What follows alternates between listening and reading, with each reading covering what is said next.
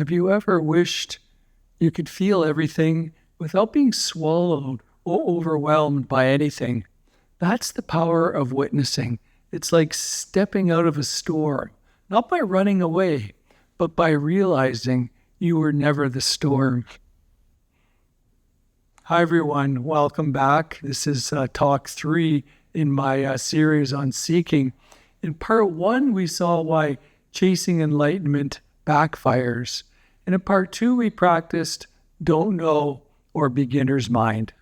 Today, in part 3, we'll explore the concept of the witness, which is the silent observer that sees thoughts, feelings, sensations without getting trapped, without getting caught up in them.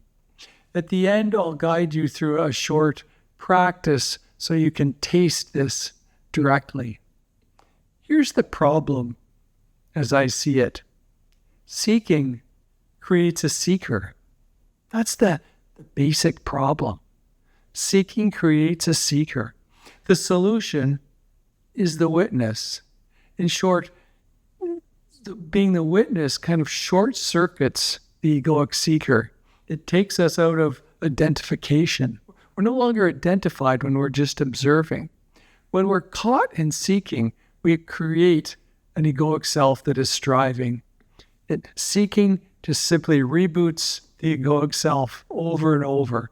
And the witness can interrupt this process, can interrupt the cycle. The witness doesn't try to fix anything. It's not striving for anything. It simply notices. And with no self, there's no problem. And the witness stance doesn't just interrupt the selfing process.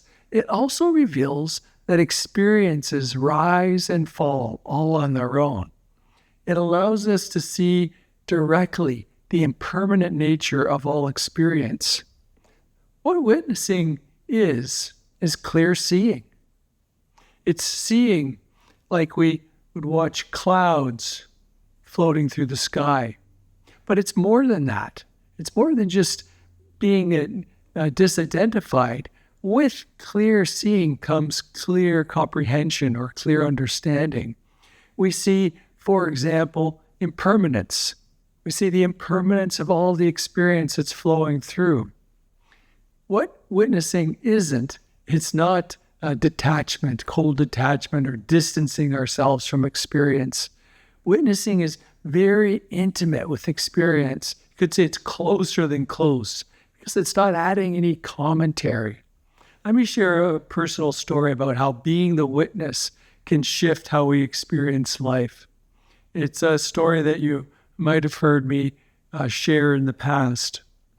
Years ago, I was standing in a grocery line and someone cut in front of me.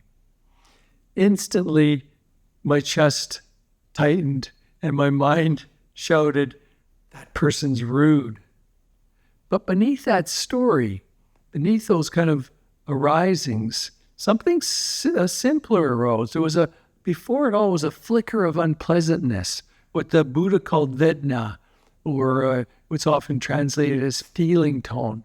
And by noticing that automatic feeling tone, I interrupted the cascade of thoughts and emotions that were occurring.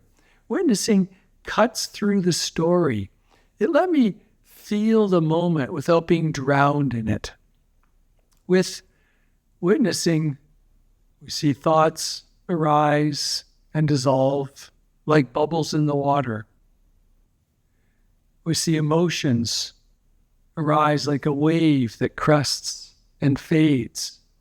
We see body sensations as just experiences moving through awareness. If we are present in witnessing, we might see feeling tones, that sense of pleasant, unpleasant, or neutral that arises automatically with every experience.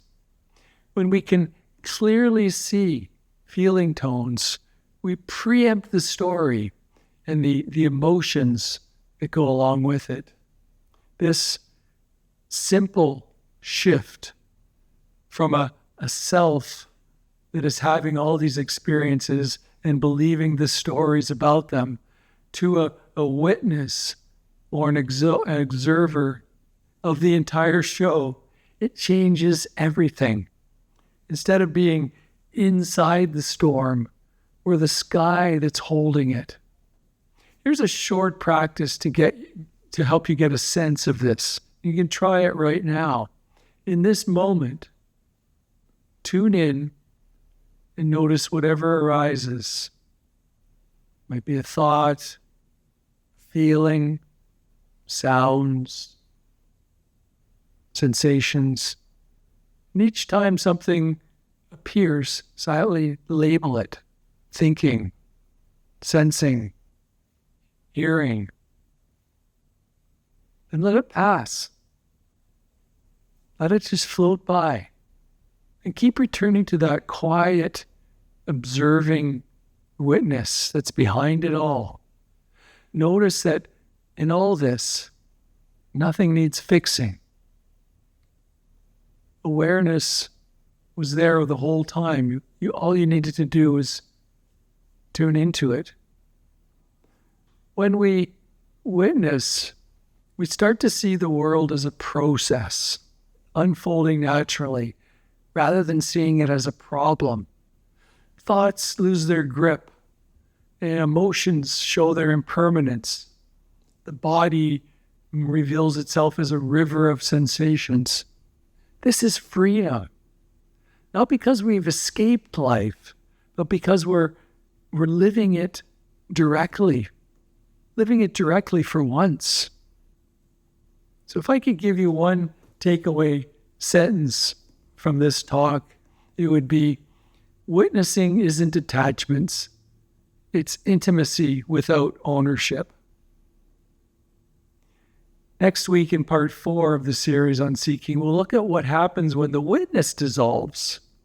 We'll use a story to show how awakening isn't about finding something new, but about clearing away the clouds so the sun that's always and already shining can be seen.